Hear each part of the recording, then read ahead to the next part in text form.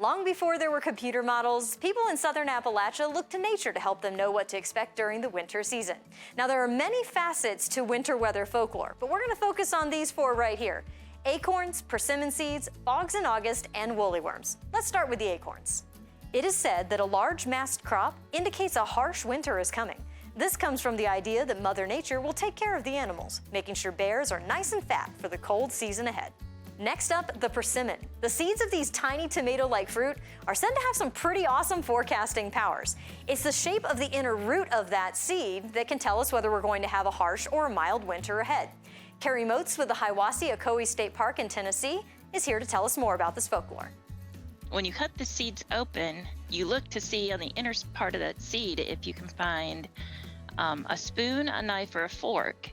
The spoons are going to represent shoveling of snow, so they predict a heavy snowfall for the winter. The knives predict cutting cold or a fair amount of ice. The forks are what we hope to see, and that would be like a fluffy and easy kind of winter, where it's a little more on the milder side.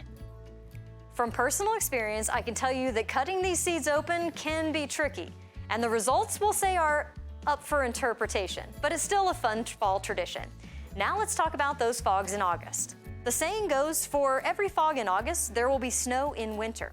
Now, there's no actual direct meteorological connection, but every once in a while the numbers are oddly similar.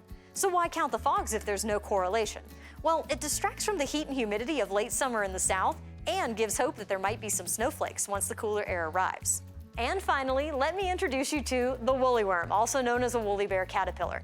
These pint-sized prognosticators have 13 segments to their bodies, each representing a week of winter. Where you see the brown, that foretells of mild conditions, while the black indicates harsh cold. Now, these little guys are kind of a big deal. In fact, there's an entire festival dedicated to celebrating their awesomeness. Each October, thousands of people travel to Banner Elk, North Carolina for the annual Woolly Worm Festival, a tradition that started back in 1977. After a weekend of races, the winning worm is used to make the official forecast for the coming winter season. For WeatherNation, I'm meteorologist Cassie Nall.